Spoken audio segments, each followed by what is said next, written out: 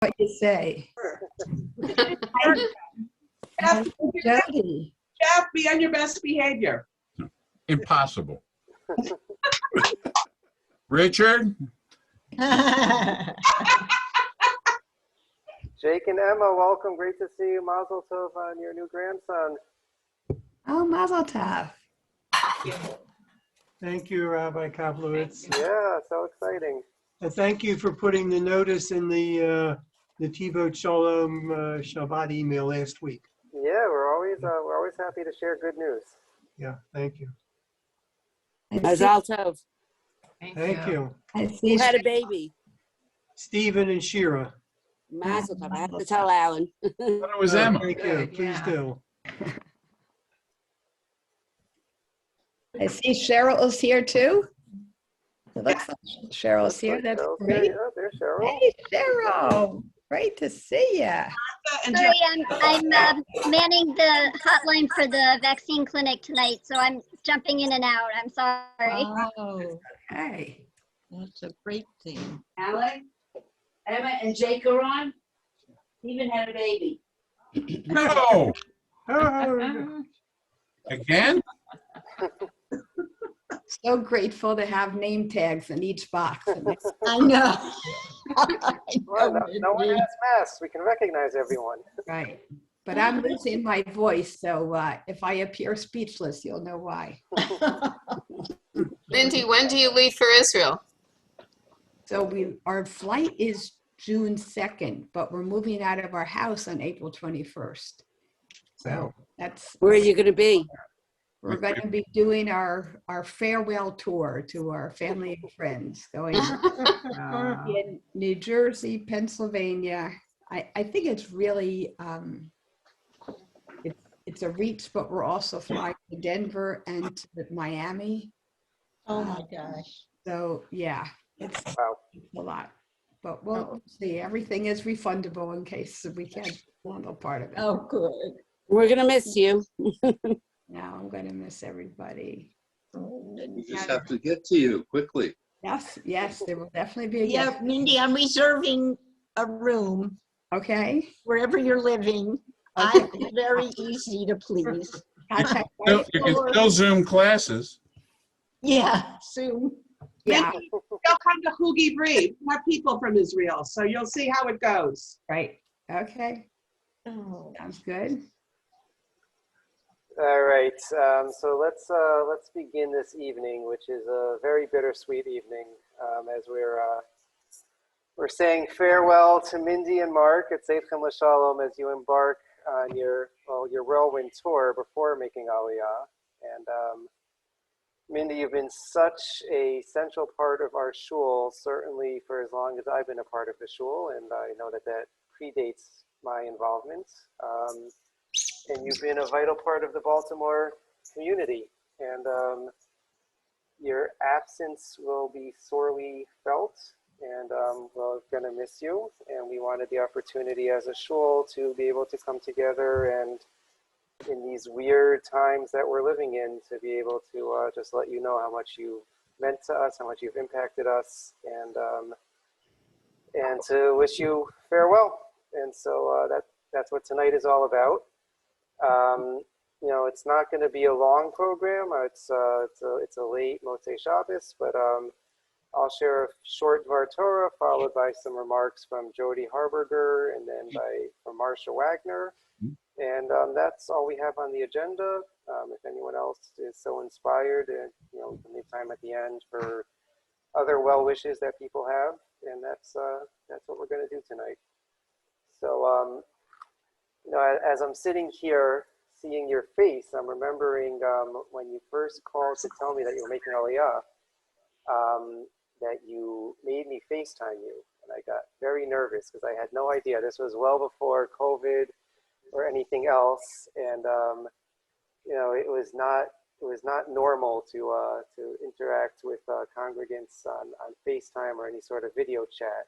And I know that, you know, once you told me what was happening and that you and Mark were planning to make Aliyah, and to see the smile on your face as you shared it, and I know that I was overcome with joy for you, and also, as I said, like very already thinking about how much we're going to miss you in the shul. But it was wonderful to be able to share that moment with you. And who knew that we would, video conferencing would be part of our normal life and routine in the interim. But it was really wonderful to be able to share that and to think back on our connection that we've established. It started, as you were saying, Kaddish, coming to the Beth Tefillah Minyan when I was working there, and then thinking about all the different programs that we've worked together at Nitivot. It's truly been a blessing for me to get to know you and get to learn from your wisdom and to gain from the connections that you've made for us in the Baltimore community, in the broader national Jewish community, and some of the ways that you've pushed us. So with that in mind, just a short thought on, this Shabbos is the first Shabbos as we have the tradition of learning Pirkei Avot in one chapter a week between Pesach and Shavuot. And Pirkei Avot opens with what seems like a rather odd Mishnah. Moshe kibel Torah miSinai u'Masara leYehoshua, Yehoshua leZakenim, Zakenim leNeviim. Moshe received Torah from Sinai, passed it to Joshua, Joshua to the elders to the prophets, etc., etc. And a few things that jump out as being very strange about this Mishnah is, number one, why is it that we're now being told about the way in which Torah was transmitted? This Mishnah appears at the very end of Seder Nezikin, in the middle of the Mishnayot, in the middle of Shas. So if there is a real concern and interest in telling us about the chain of transmission, it should have been the very first Mishnah in Brachot. Why is it happening now? That's one question. And the second question that many ask is, there seems to be a difference in the transmission. Moshe kibel Torah. We have a lot of Hebrew speakers, so I don't even know that I need to translate, but I will.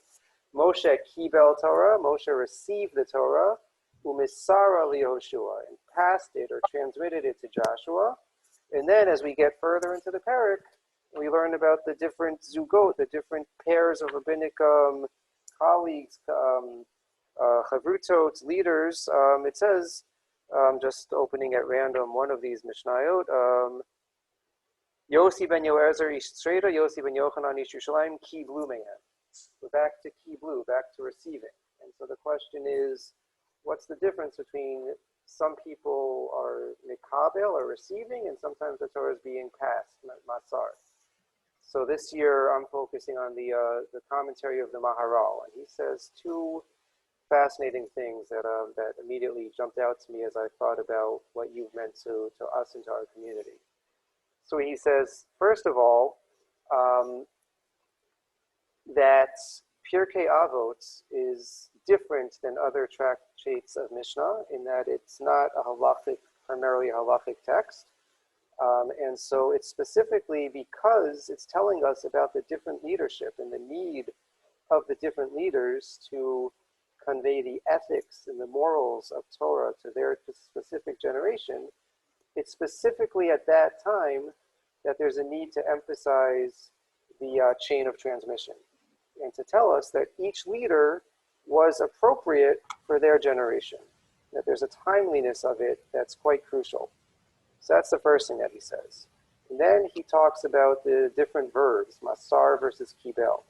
And he says that when it comes to a teacher giving over Torah, the teacher always wants to be moser, always wants to give over everything that the teacher has, the entirety of the Torah. And that's why Moshe, when he passes it on to Yehoshua to the prophets, etc., they're moser, they want to give everything.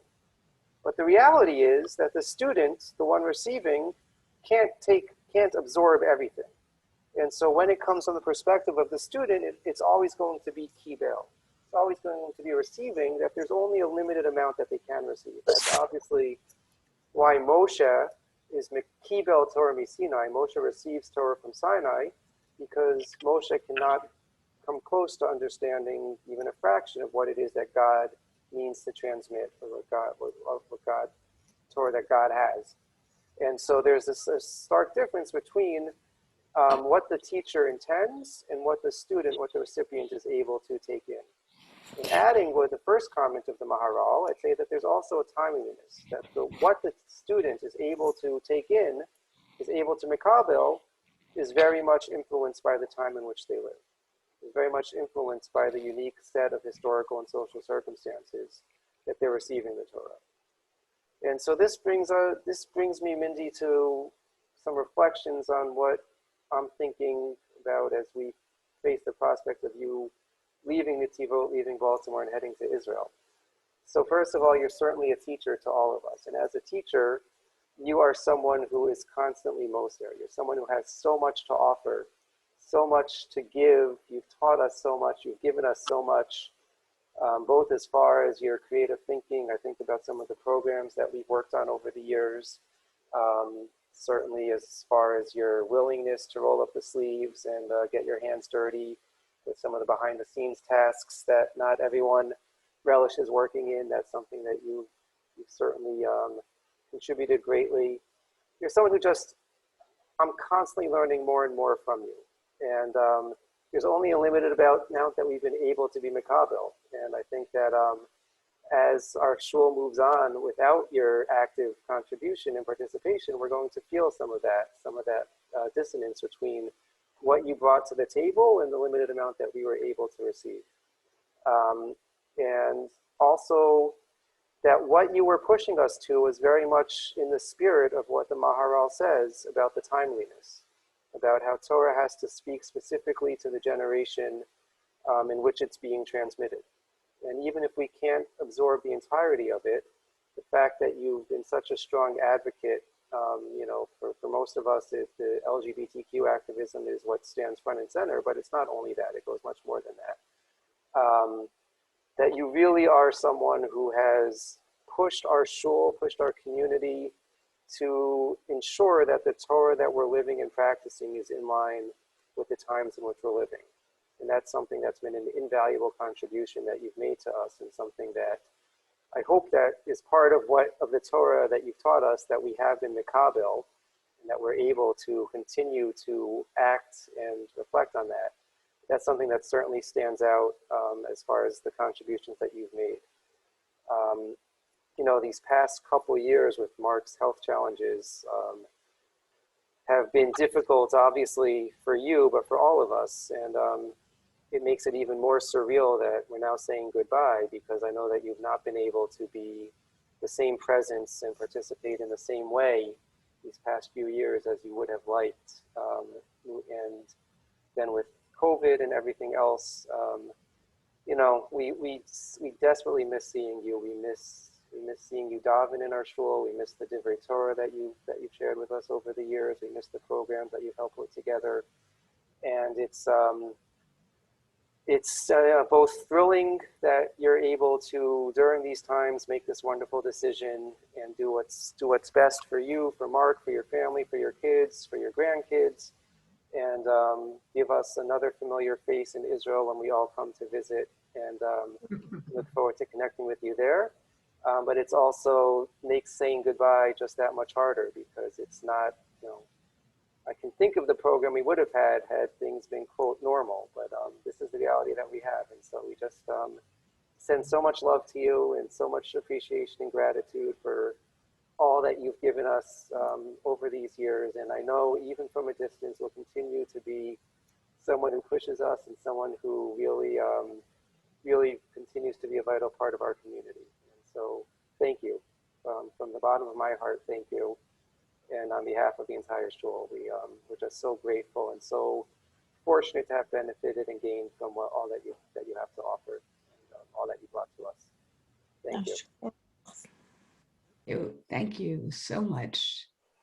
I am very touched by your message, and I can feel all the affection and the strong feelings that come with all that.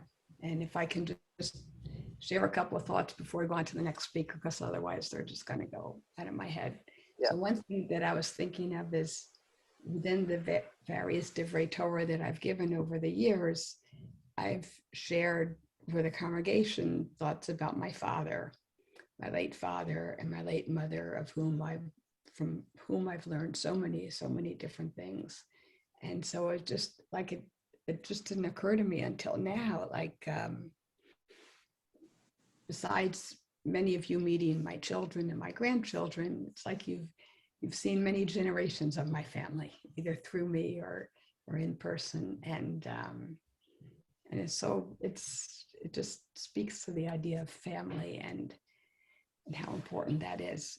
And I know, Rabbi, you and I have had individual conversations over the years on personal matters and other things, as well as working on committees together. And every one of those communications has just been fantastic.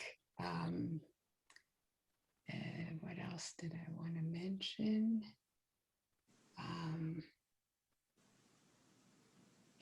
One of my Nativot memories that just came back to me was Simchas Torah at Nativot, going back to the time when Laura and Aaron Frank were still there. And for so many years, unfortunately, Simchas Torah, which used to be one of my happiest, favorite holidays, especially during my college years, had become something that I couldn't look forward to, because every shul I would go to, the men would be dancing it up and having a great time, and the women would be talking or sitting or schmoozing or whatever. Nativot was different, because Nativot, the women were dancing, they were singing, they had their own Sefer Torah. This is even before we were doing Kriya on the women's side. But Simchas Torah was for the cloud, it was for everybody. And forget about this past year because of COVID, but the years before that, Mark and I had the opportunity to be in Israel with our family for the Yom Tovim, which meant, and it was a little bittersweet not to be at Nativot Shalom for Simchas Torah, even though I was in Israel. But I will always associate Simchas Torah with Nativot Shalom for sure. That's all I got for now. Okay, thank you. We're going to turn it over to Jody Harberger. Jody is known to our Chug Ivri members as an active member and participant in Chug Ivri. And Nativot family, Jody is the father of Neely Snyder. And so we're happy and honored that you're joining us this evening, Jody, and looking forward to hearing what you have to say. Thank you. Well, Mindy, we definitely are. I'm thinking about, what does this experience of bidding you bon voyage and Nesiat Tova, what is this bringing up for me? And I spent many years, as you know, as a camp director, working in summer camps in the Jewish community and operating some. And this feels very much like the last day of camp, when you're sending campers home and you're telling them, to not be crying so much because we're going to see each other again next year. So that's the mood that's in my heart, and knowing that we will see you again. Our daughter, Neely, is the way through which you and I came to know each other. Your partnership with Neely and the creation of first JQ Baltimore and now J Pride Baltimore was your connection, and with my daughter's passing, you invited me to help you with some of that, and it was an honor to respond to your invitation.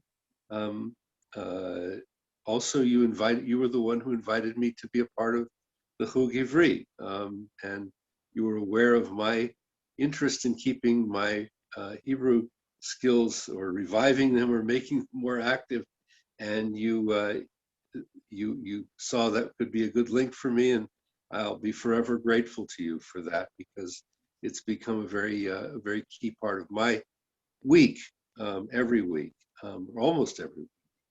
And you've invited me on walks because you knew of my challenge to try to lose weight and stay healthy in retirement. And I always enjoyed our walks, and I'm looking forward that we'll walk in Modi'in as well. So I think of you as an ish kesher, an isha shara, who makes a connection between people. You make introductions, and I suspect that this is in your nature. It's always been in your nature to do so. You're quiet and somewhat with, you have a very quiet touch, a very light touch about you. But when you ask someone to do something, I think more often than not, they're happy to help in your and to take an interest in the things that interest you. So we're very fortunate to have had the opportunity to be a part of your life here in Baltimore, and we look forward again to being a part of your life in Modine. Ken Yerbu. Now to Marcia. Okay. Mindy, I consider you a very good friend, and our relationship has many, many aspects. One, of course, is the Hugivri. And I remember the first time you spoke, sometimes other people speak. It's really nice when other people speak anyway, or lead the Hug. And I remember the first time you did, and it was, you wanted to talk about Ellie and how his choices in an alternative lifestyle, okay, how you dealt with that. And I remembered you saying that the Ellie that you knew yesterday is the same as the Ellie that you know today. The Ellie that you held in your arms is the same Ellie that's a young man who's finding his way in life. And I remember you gave this entire presentation about Ellie in Hebrew. And I remember we sat down together and I'd say, how do you say this again? And how do you do that again? But you pulled it off. I mean, it was 20, 25 minutes of speaking in Hebrew. And from then on, okay, a few words, okay, and you are good to go. And I just want to say that I was really proud of you for the way you worked at it, but also I was so touched at the way you were accepting of your son and his choices and included him and in no way excluded him from anything. And it was just beautiful the way you talked about Ellie. I often sit behind you at Nitivot. I sometimes sit here, I sometimes sit there. I don't always have a makom kavua. I'm always inspired when I sit behind you because you daven with great kavana. And when it's time for the Mishiberach, I always see you have a little paper in your siddur, and it's got a whole long list of names. And I see you take it out and very carefully and efficiently go through your long list of names. It's not one or two names, it's many names. And then as soon as you're done, you put it back and it's ready for the next time that you daven. And I've always found that very inspiring, the way it comes from your heart. We've worked on many programs together. You're a great team member. You're organized. You follow through. We had a lot of fun on the Purim Spiel. I remember you had a line, something about as the stomach turns, or, instead of as the world turns, because it was a Jewish Purim Spiel, it was as the stomach turns, Anyway, but you're a great person to work with and somebody that other people can count on. And that's rare. It's a simple thing, but it's rare. We had a unique experience when we both were caregivers for our husbands. And that was something, it was difficult. I want to say you're a wonderful caregiver and you've inspired me. As are you, as are you. Oh, thank you. And I want to say that One wedding experience. One of the things that she did is she told me, Jody said she makes connections, right? So she told me about Ahuva Albrecht. And Ahuva Albrecht is she's a person in her own right. She's married to the Chazan at Beth Tefillah, and she gives a weekly Tehillim / Parsha Shir. And when my husband was sick, I found this was extremely helpful to it just was an outlet and a means of expression. And I still go, sometimes not quite as regularly, but I find that getting a dose of ahuva is a really good thing to do once a week or more. When I have a problem, you're a person I can turn to. You listen and you would advise me. And sometimes you say something that I can count on you saying, I think you better talk to this person. And I realized, you're right. You could talk to a person about a problem, but solving it has to come from us. And if we have an issue, whatever, we have to work it out with somebody else. And it's been a refrain, shall I say, of yours. You better have a talk with this person. So, and you've been right. You've been right. I wish you the best in Modi'in. I have all of my West Orange friends are in Modi'in or Arnona.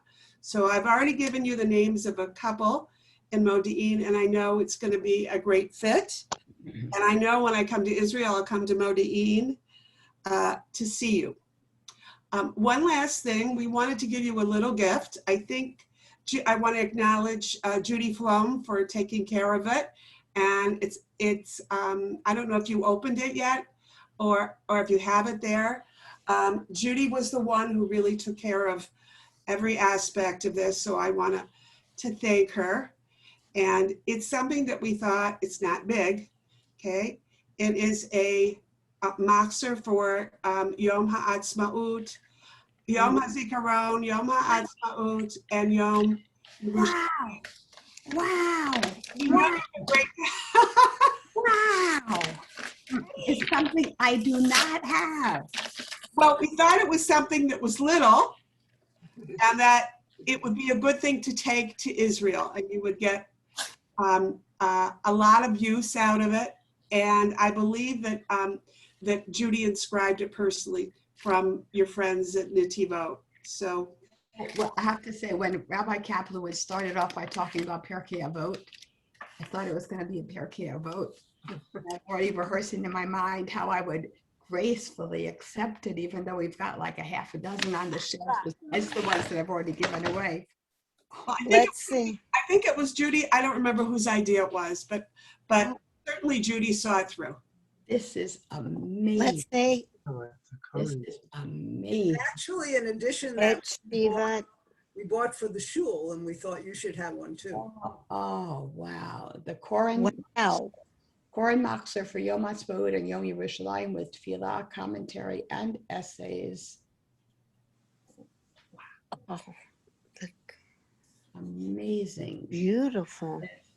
To Mindy and Mark Dickler, with all good wishes from your friends at Netivot Shalom, April 2021. That's beautiful. Thank you so much. It's so thoughtful and wow. And I could hear you davening. Really. That is so sweet. Thank you so much. So, We now turn to you to see if there's anything else you want to add. so yeah, as long as my voice will hold out. First, I want to recognize that the last in-person program that you and I worked on was the Purim Seder from last year, which turned out to be the last in-person program at Netivot before COVID. So that's significant. Another thing about the Mishaberach that when I say the list of people, so I've never shared this piece with anybody else, so, but your family. So, when Robert pauses in the Mishaberach to say the names, my list is so long that I just have to keep going. So I rationalize to myself, as long as I can get the last name in before he says Amen, then I'm Yotzei by that. Another thing I wanted to mention is Wow, girl. I didn't hear what? Another thing is when we were talking about a couple of things about Ellie coming out that he was gay, and that I'm glad you reminded me about the talk that I gave at the Chog about that. Prior to that, I had spoken about Ellie coming out in a lot of different venues, but this was my first time doing it in Hebrew. But I want to share a moment from my life soon after Ellie came out that is really a Netivot Shalom moment. Ellie came out Rosh Hashanah of 2011. 2011. It was a 3-day Yontif, Shabbos and Rosh Hashanah, then Shabbos, I think, or the other way around, probably the other way around.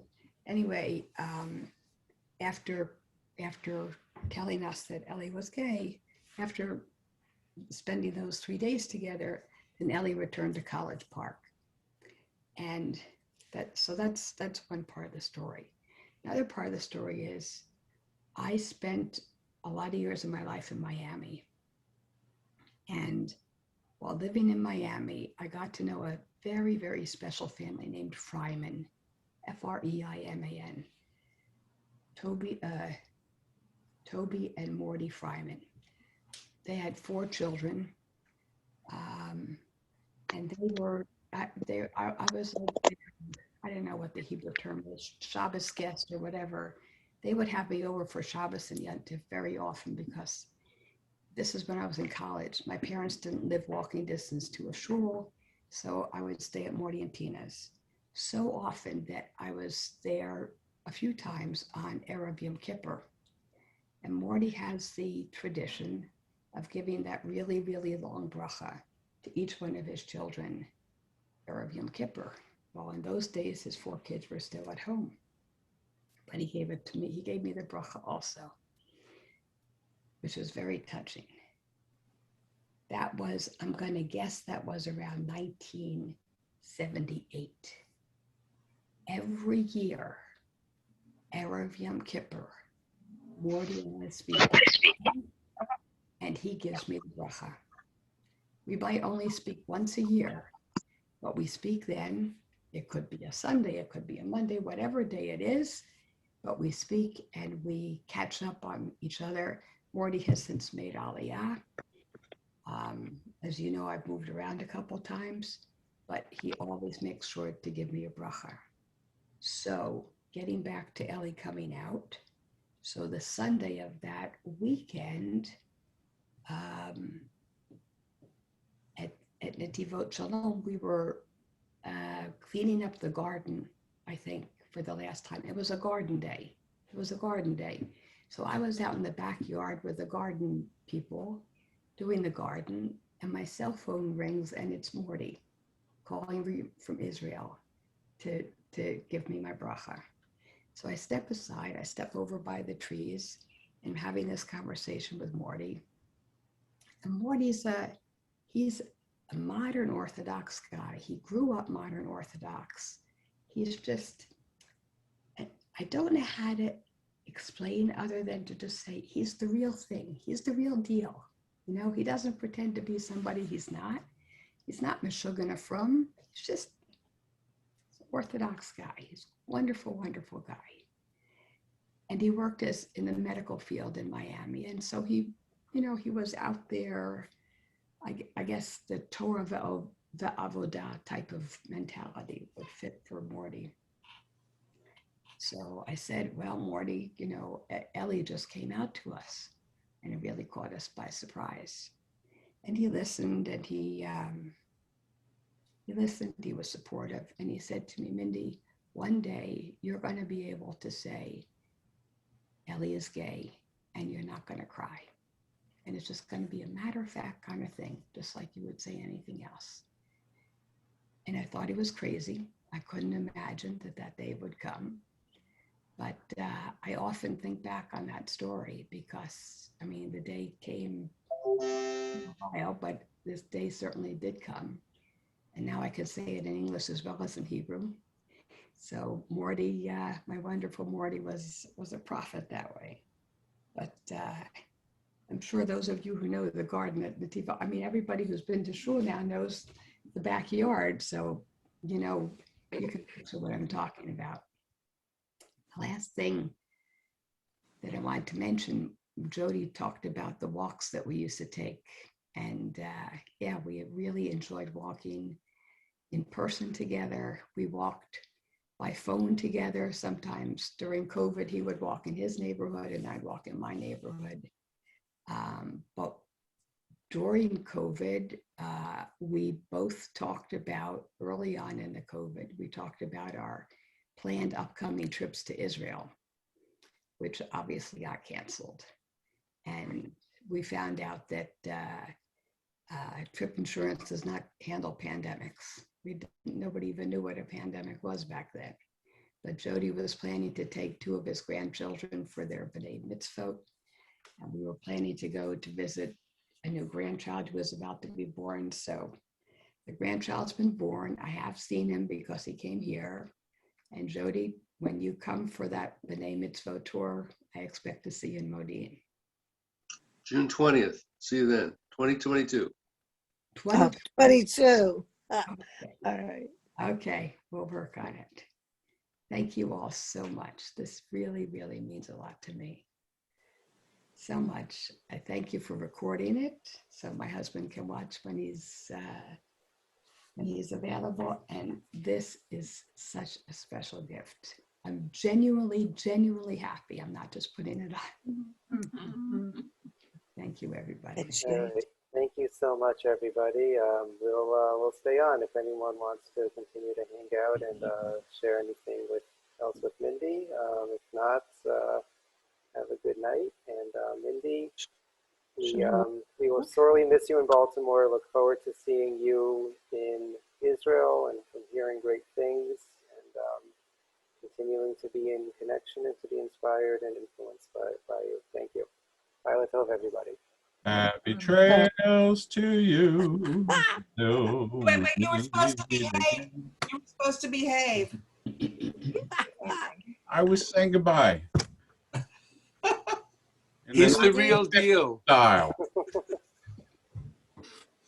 During our goodbye tour, we have a couple of short stopovers in Baltimore. So if you do see me, you'll know it's for real. But anyway, thank you so Mindy, much. Can you hear me? I hear you, Toby. Josh's parents and his oldest brother and their family live in Modi'in also. Nice. Do you know your address already? No, I'm sorry, what? We haven't found an apartment yet. Okay, talk to you separately. Do you need any moving boxes from those that are still unpacked? No, thank you. No, thank you. I get the feeling that Modi'in, I don't know if it's really the size of Baltimore or at least Pikesville. Like there's so many different neighborhoods and it's easy to not know a lot of people there. Anyway. Very exciting. It should be with Hatzlacha, Bracha and Hatzlacha. Thank you so much. Thank you. Tova, keep up the politics works. I know it was not for me, but That's what I thought. Keep up what?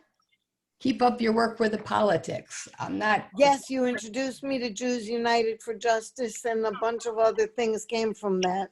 I will. The armchair activist. Ta-da. All right. Go for it. Go for it. B'hatzlacha, and I'll get you Josh's parents and his siblings' address for you. All right, sweetheart. I'm going to sign off then. Shavua Tov to everybody. All right. Yeah. Enjoy working in Modi'in. Yeah. Thank you. Thanks. I don't think I'm going to need my winter coat anymore. I don't know about that, Mindy. I was in Modi'in. I took a little trip around Hanukkah time and was plenty chilly. So you never know. Okay. If you go to Jerusalem, you will need a winter coat also. But we can guarantee because it does snow there. I know. Okay. It even snowed in Tel Aviv, I think. Not this year, but all the brachot from benching Rosh Chodesh should be yours. Every bracha in there. May it be for you and your husband. All right. And your extended family. And everybody. Thank you. And refor All your Shvei Tevel. Okay? Robert, refor All shalem, right. Robert. Everybody be well. Okay. Bye-bye. I'm never sure how to go off of this, but You want me to kick you please out, Tova? Delete button. I see it, yes, but it disappears from the screen, but I am getting better. Lila Tov, Shavua Tov, everybody. Lila Tov. V'karov b'yameinu. Bye. Bye-bye. Bye-bye. Thank you, Rabbi. Okay, thanks. Good night, everybody. Great to see you. Good night. Good luck with the packing and the moving, Mindy. Thank you very much. Thanks. Okay. Good night, everybody. Good night.